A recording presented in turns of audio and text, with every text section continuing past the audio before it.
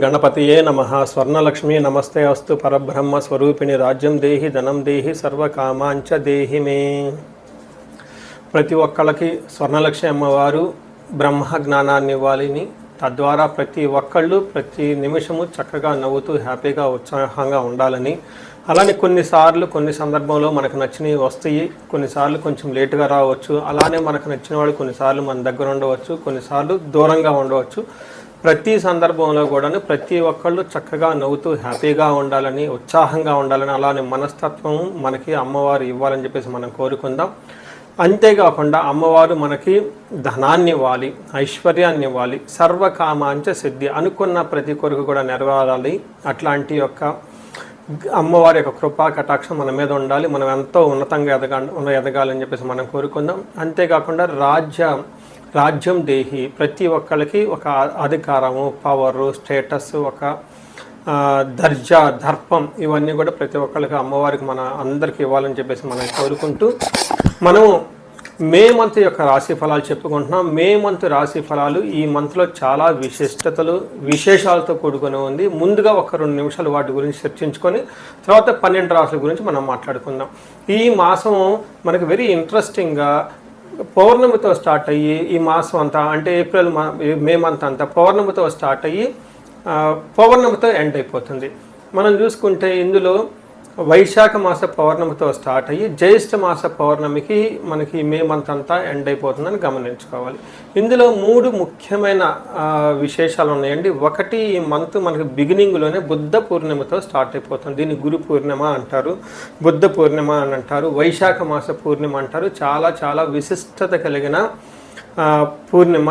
పర్టికులర్గా గురువుకు సంబంధించి, చంద్రుడికి సంబంధించి ఎవరైనా కనుక దోషాలు ఉంటే ఆ రోజున మెడిటేషన్, ధ్యానం చేస్తే చాలా బాగుంటుంది. కొన్ని వైష్ణవ టెంపుల్లో విష్ణుమూర్తికి కళ్యాణ మహోత్సవం కూడా జరుపుతూ ఉంటారు. చాలా చోట్ల జాతరలన్నీ జరుపుతూ ఉంటారు. ఒక వెరీ ఇంట్రెస్టింగ్, చక్కగా బాగా ఎంజాయ్ చేయవలసిన పౌర్ణమి వైశాఖ మాస పౌర్ణమి.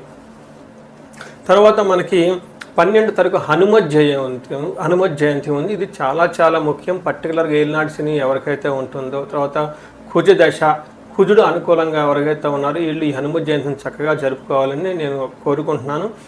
ఆస్ట్రాలజికల్గా అంటే జ్యోతిష శాస్త్రం ప్రకారం ఒక ముఖ్యమైన విషయం ఉందని అందరికీ బాగా తెలిసింది. కర్తరి అంటారు. అంటే సూర్యుడు కృతికా నక్షత్రంలో ప్రవేశించిన తర్వాత సూర్యుడి యొక్క తీవ్రత చాలా అధికంగా ఉంటుంది కాబట్టి ఈ 13 రోజులు 15 రోజులు కర్తరే అంటారు. ఈ రోజుల్లో ఎక్కువగా మంచి పనులు చేయకుండా నిషిద్ధం అని చెప్తూ ఉంటారు. అంటే ఈ మాసంలో కర్తరి వచ్చేటప్పటికి 11వ తారీఖున కర్తరి స్టార్ట్ అవుతుంది, 28వ తారీఖు కర్తరి ఎండ్ అయిపోతుంది అనమాట. ఈ ఉన్న మధ్యలో 15-16 రోజులు మనం చూసుకుంటే కర్తరి అంటారు. ఈ కర్తరిలో జనరల్గా బావులు తవ్వటాలు, తర్వాత వ్యవసాయానికి సంబంధించిన పనులు స్టార్ట్ చేయటాలు, వివాహాలకు సంబంధించి లేదా కొంచెం గృహప్రవేశాలు లాంటివి చేయకుండా ఉంటే మంచిది. అయితే ఈ కర్తర ఆధ్యాత్మికానికి సంబంధించిన పనులు చేయడానికి చాలా చాలా యోగ్యతనిస్తూ ఉంటుంది. హోమాలు చేసుకోవచ్చు, విద్యారంభం చేసుకోవచ్చు, చాలా మంచి పనులు, ఆధ్యాత్మిక సంబంధించిన ఎలాంటి పనులైనా చక్కగా చేసుకోవచ్చు. అలానే ఇంటికి సంబంధించిన పనులు, పాత ఇంటికి సంబంధించిన పనులు అవన్నీ చక్కగా చేసుకోవచ్చు. ఆల్రెడీ అంతకుముందు వివాహానికి సంబంధించిన పనులు చేస్తుంటే ఈ టైంలో కూడా కంటిన్యూ చేసుకోవచ్చు. అయితే కొత్తగా మాత్రం కొన్ని విషయాలు మాత్రం చేయకూడదని చెప్తుంటారు.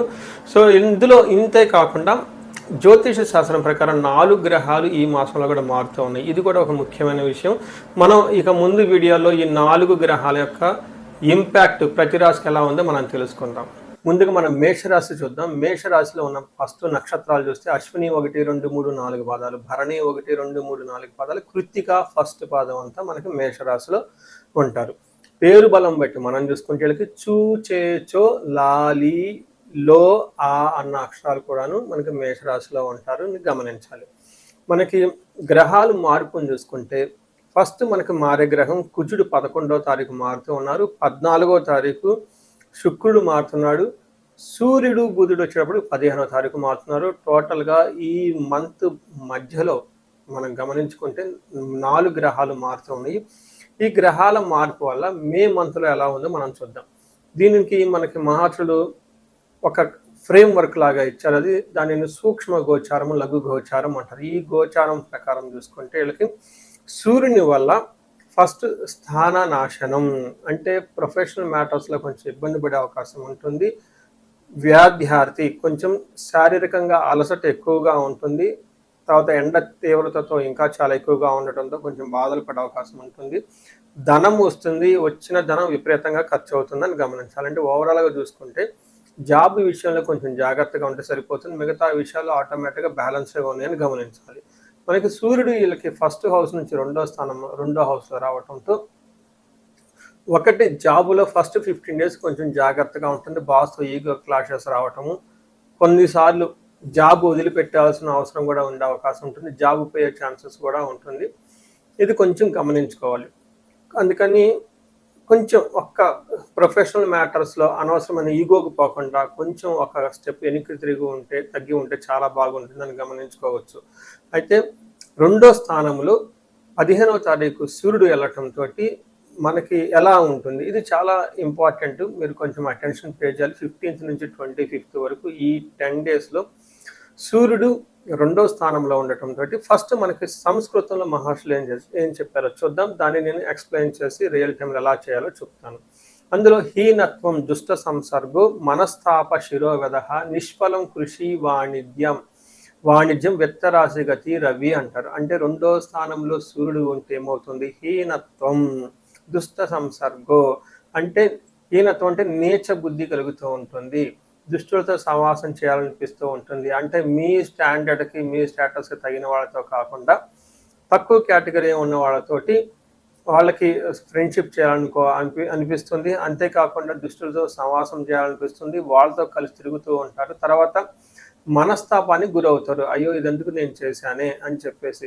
అంతేకాకుండా బిజినెస్ చేసిన లేదా అగ్రికల్చరల్ రిలేటెడ్ ఏదైనా కనుక పని చేస్తే అందులో సరైన రిజల్ట్ రాదు, ఇబ్బంది పడతారు. ఎక్స్పెక్టెడ్ విధంగా రిజల్ట్ ఉండదని గమనించుకోవచ్చు. అంతేకాకుండా గొడవలు కూడా అవకాశం ఉంటుందని గమనించాలి.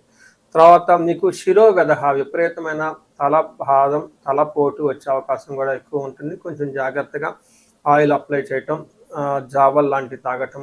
ఎండ అధికంగా ఉంది కాబట్టి ఇంకొంచెం జాగ్రత్తగా ఉండటం. అందులోనూ ఈ టైంలో మేషరాశి వాళ్ళకి సూర్యుడు వచ్చే స్థానంలో ఉంటే ఇంకా చాలా స్ట్రాంగ్గా ఉంటారు. కొంచెం బాడీ హీట్ అవుతుంది.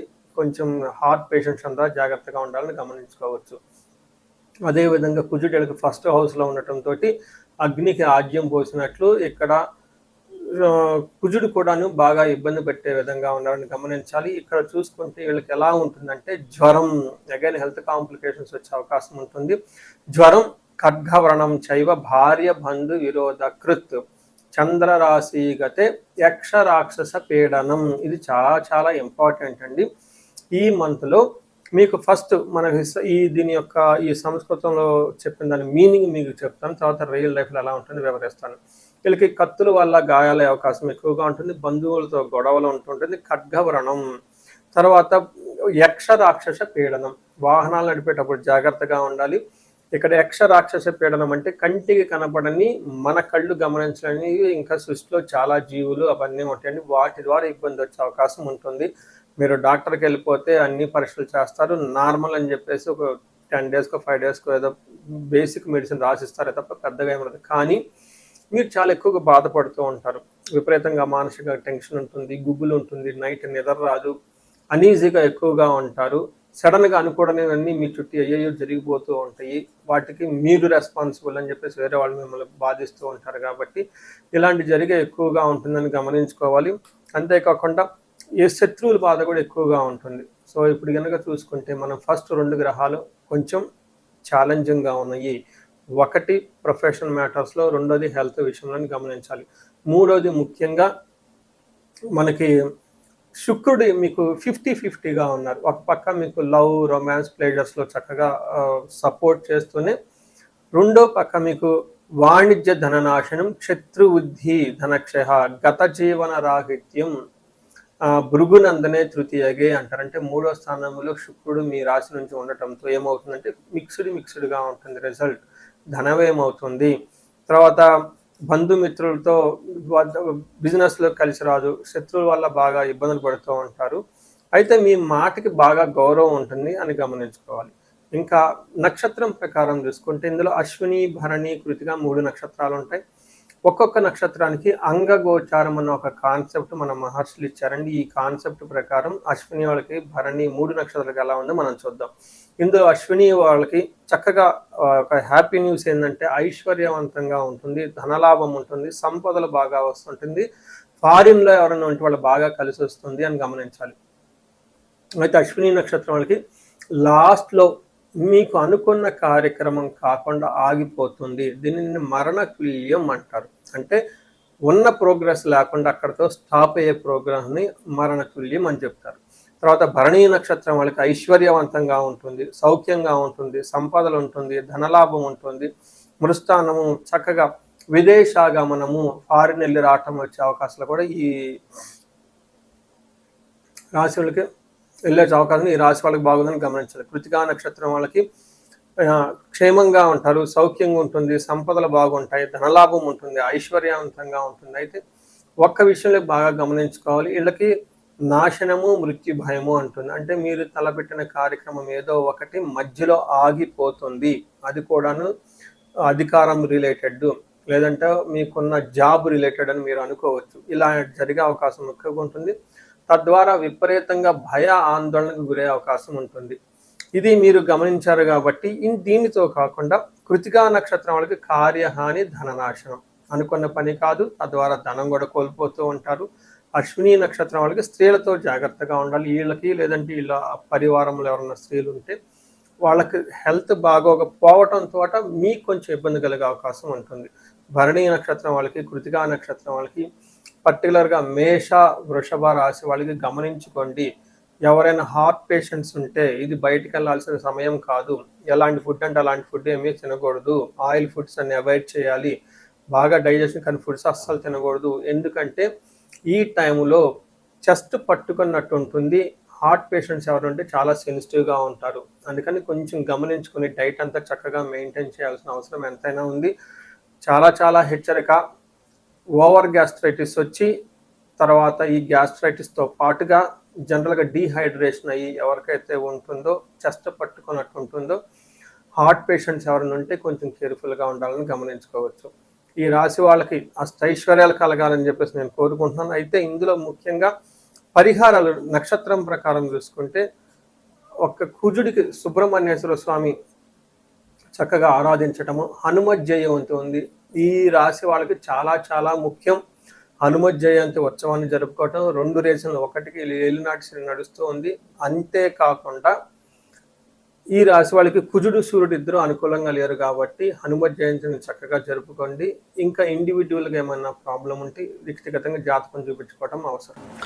ఈ రాశి వారికి ముఖ్యంగా ఎవరైతే ఏజ్ 35 నుంచి 45 మధ్యలో ఉన్నారో వాళ్ళకి ఒక రీసెర్చ్ గ్రూప్ లాగా స్టడీ చేస్తున్నాను నేను. ఎవరికైనా గనక ఆర్థికంగా ఇబ్బందులు పడిపోతూ ఉంటే స్వర్ణలక్ష్మి విశేష హోమం అని ఉంటుంది, దాన్ని చక్కగా జరిపించుకోండి. తద్వారా మీకు బహుముఖ ఆదాయము, వనరుల ద్వారా వచ్చే అవకాశం ఉంటుంది. మల్టీ సోర్సెస్ ఆఫ్ ఇన్కమ్ వస్తుంది. అంతేకాకుండా భార్యాభర్తల మధ్య చాలా చక్కగా అన్యోన్యంగా ఉండాలి, అభివృద్ధి జరగాలనుకున్నప్పుడు అన్యోన్య దాంపత్య పాశుపత అభిషేకము లేదా విశ్వావసు గంధర్వరాజ అభిషేకం అని ఉంటుంది, దాన్ని చక్కగా జరిపించండి. అంతేకాకుండా చాలాసార్లు మేము చండీ హోమాలు ఎక్కువ జరిపిస్తూ ఉన్నాము. లాస్ట్ మంత్ చూసుకుంటే చాలా చండీ హోమాలు చేసాము. ప్రతి ఒక్కళ్ళకు కూడా శత్రు బాధలు ఉన్నా, లేదంటే కోర్టు వ్యవహారాల్లో సరైన అట్టిడు కాకుండా మధ్యలో ఆగిపోతున్న మీరు ఆఫీసుల్లో ఒక మంచి మేనేజర్ లెవెల్ పొజిషన్లో ఉండి సీనియర్ పొజిషన్లో ఉన్న మీ మీద ప్రమోషన్ రాకుండా అడ్డుపడుతున్న వేరే వాళ్ళు మేము కావాలని ఇబ్బంది పెడుతున్నా కానీ ఇలాంటి వాళ్ళు చండీ హోమం చేయించుకున్న, అలానే రాహు దశ ఎవరికైతే నడుస్తుందో వాళ్ళంతా రాహు అంతర్దశలో వాళ్ళు ఉన్నారో చండీ హోమం చేయించుకుంటే చాలా బాగుంటుంది. అంతేకాకుండా ఇది పిల్లలకి అకాడమిక్ టైం కాబట్టి మనకి విద్య బాగా రావటానికి మనకి 3 రకాల దేవతలను ఉపాసన చేస్తూ ఉంటారు జనరల్గా. హయగ్రీవ స్వామి, మేధా దక్షిణామూర్తి, నీలా సరస్వతి. మీ యొక్క ఇండివిజువల్ యొక్క జాతకం చూపించుకొని ఒక్కసారి ఆ యొక్క మీ యొక్క జాతకానికి అనుగుణంగా ఏ దేవతలకు సంబంధించిన ఉపాసన చేస్తే బాగుంటుంది, ఆరాధిస్తే బాగుంటుందో తెలుసుకొని తద్వారా ఆ యొక్క దేవతలకు పర్టికులర్ మేధా దక్షిణామూర్తికి మూలమంత్ర జపము, హోమము, దానాలు ఇవన్నీ చేసుకుంటూ ఉంటే అకాడమిక్స్లో పెర్ఫార్మెన్స్ వచ్చే అవకాశం ఎక్కువ ఉంటుంది. ఇవి కాకుండా మీకు ఎలాంటి సమస్య ఉన్న, కాలసర్ప దోషం ఉన్న, పర్టికులర్గా వివాహానికి ఇది మ్యారేజెస్ టైం కాబట్టి మీకు 28 సంవత్సరాలు 27 వచ్చి ఇంకా వివాహం పోవట్లేదంటే ఖచ్చితంగా ఏదో ఒక దోషం ఉంటుంది. అవన్నీ చూపించుకుంటుంటే చూపించుకొని పరిహారాలు చూపించుకుంటే తీవ్రతను బట్టి చక్కగా పెళ్ళే అవకాశం ఎక్కువ ఉంటుంది. ఇవి కాకుండా మీ లైఫ్ అప్పటిదాకా 35 ఇయర్స్ వరకు చాలా బాగుంది, మాకు 35-45 మధ్యలో ఉండి అనుకోని విధంగా మేము మధ్యలో కెరీర్లో ఆగిపోయాము, స్టాగ్నేషన్ పీరియడ్ వచ్చింది, కన్ఫ్యూజన్ వచ్చింది, ఎటెల్లలో అర్థం కావట్లేదు అనుకున్న వాళ్ళు ఒక్కసారి జాతక చక్రం చూపించుకొని ఎందుకు ఇది వచ్చింది, దానికి ఏమన్నా శాపాలు ఉన్నాయా లేదంటే ఏమన్నా గ్రహ దోషాలు ఉన్నాయో తెలుసుకొని ఆ శాపాలు ఆ గ్రహ దోషాలు తీసేసుకుంటే లైఫ్ 10 ఖచ్చితంగా ముందుకెళ్తూ ఉంది. ఇంకా ఒకటి, ఎవరికైతే ఏలినాడు శని, అర్ధాశ్రమ శని, తర్వాత అష్టమ శని నడుస్తూ ఉందో వాళ్ళందరూ కూడాను చక్కగా సంపూర్ణ శాంతి పూజలు చేయించుకోవాలని చెప్పేసి, మీకు ఎలాంటి సమస్య ఉన్నా కానీ దానికి చక్కటి పరిష్కారం ఉంది. ఎలాంటి కన్ఫ్యూజన్ ఉన్నా దానికి పరిష్కారం మీ జాతకంలోనే ఉంది.